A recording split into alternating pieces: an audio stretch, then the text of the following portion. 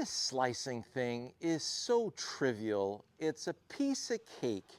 I'm going to give you 5 analogies, 5 different ways to stop slicing and turn that slice into beautiful high draws with that driver. You really want to stay tuned to this show because not only are we going to have a lot of fun, but you're going to see something very practical that's going to hit you up there in the brain, and you'll understand exactly what you need to do and have full clarity on how to draw the ball. Look at a 10-pound medicine ball. Imagine that was a soccer ball and I wanted to kick it, make it curve to the left. So for all of you in the UK and Europe, this is fantastic information for you. So if I wanted to make that soccer ball curve to the left, I'm going to be coming in with angular momentum. So from here, my kick is essentially moving out to the right, and I'm using the inside of my foot to make the ball curve. So the hitting surface is the inside of the foot.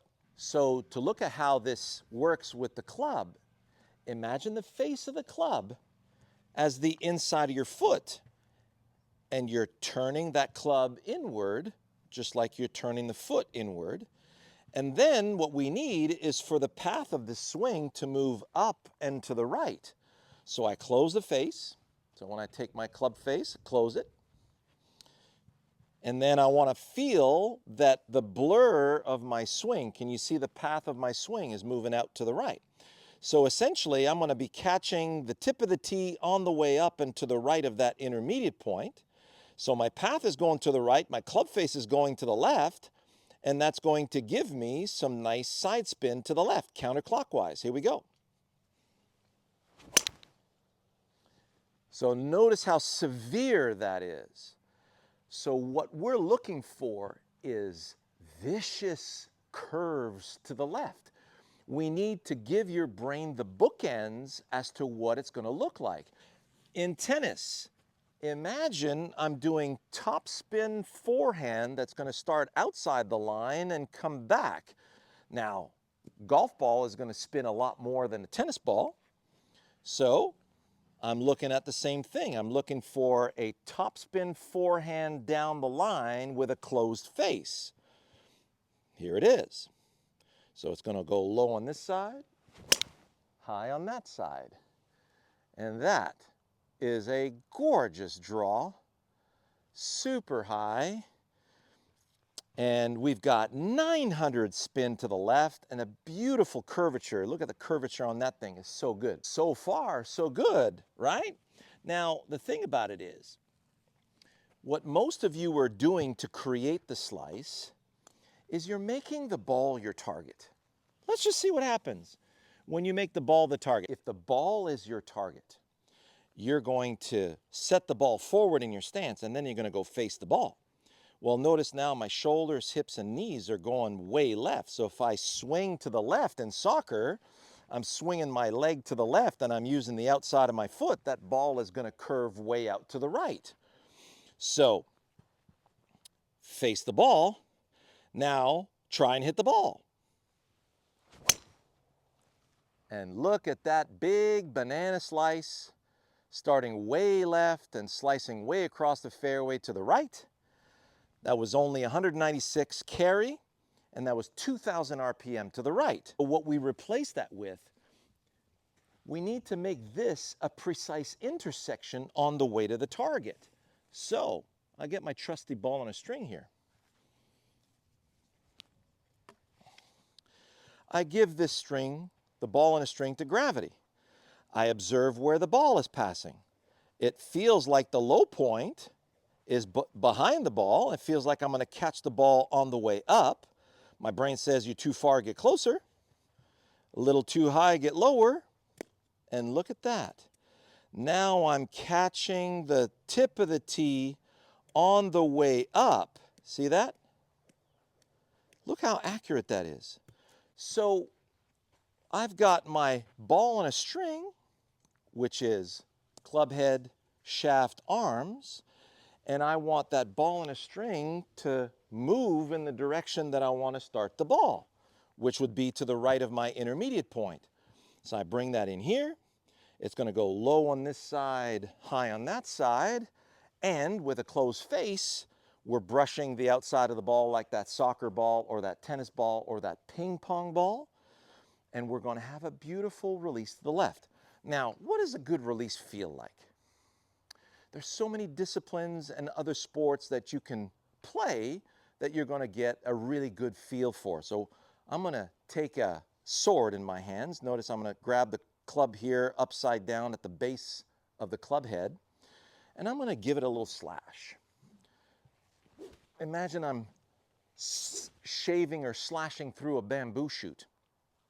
So notice the elbow comes through before the hand comes through before the blade comes through before the tip of the blade, and then at one point the tip of the blade's got to catch up. And you're going to feel a very emphatic release of that hand going from palm up to palm down. See that snap? So if I take my lead hand and put it on top of the trail hand and do the same thing, notice how the lead hand now is going from palm down to palm up. You must allow that to yield. If you're trying to place the ball down the fairway, that's not going to help. Now you take your club and you close it, and you're going to feel a nice release of that tee to the right of the intermediate point. So there's the tee. I'm going to take that ball in a string and let it release to the right edge of that intermediate point, and I'm going to have this most beautiful high draw. Now, by the way, if you're drawing the driver, it has to be a high draw. Unless you have a high lofted driver or a mini driver that's got at least 13 degrees of loft, if you're going to put it on a low tee, yes, you can draw it because you've got enough loft to do it. I have 7.4 degrees of loft on my driver, so I need to catch it on the way up in order for me to get that drive to draw properly. Otherwise, it's going to drop kick into the ball.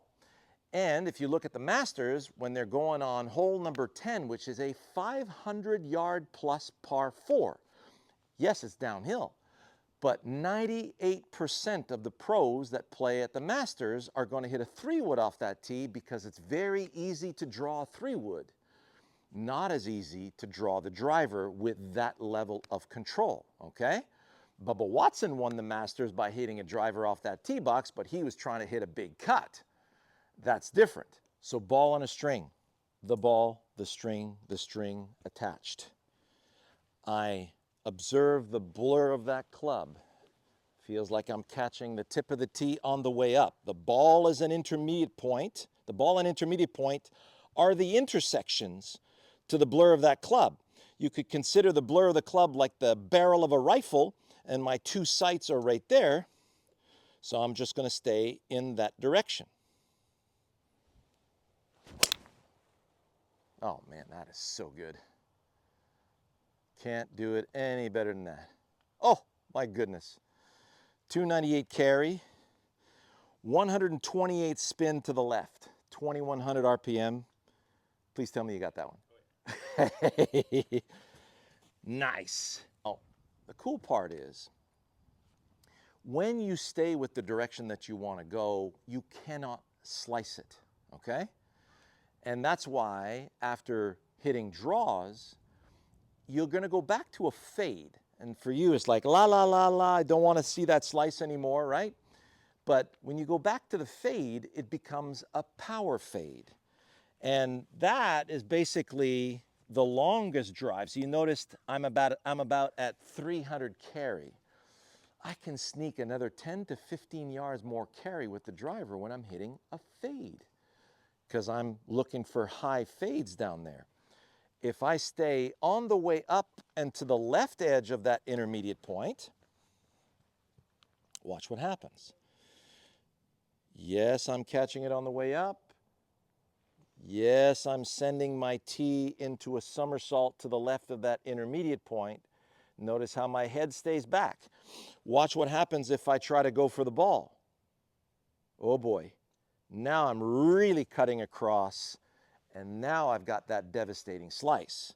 So if I just stay with my task of flicking that tee into a nice somersault to the left of that intermediate point, watch what happens. And that, is really good. There's 302 carry over the warning track back there. And that was a little bit more spin than I wanted to, but you noticed it didn't slice. It was a power fade. So if I catch that just a smidgen more into the center of that face, see, that wasn't perfect. That was a good miss. So imagine a good miss, 300 carry.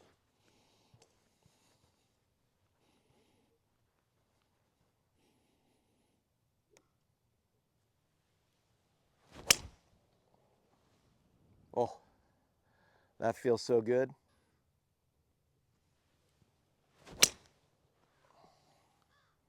Yeah. That was 308 carry. Right? And look at just a perfect power fade, slight fade to the right. You look at the side spin on that, 94 to the right. So there you have it. Once you have the feel of that release and you stay with the direction that you want that ball to go and you don't make the ball your target, you'll never slice another ball ever.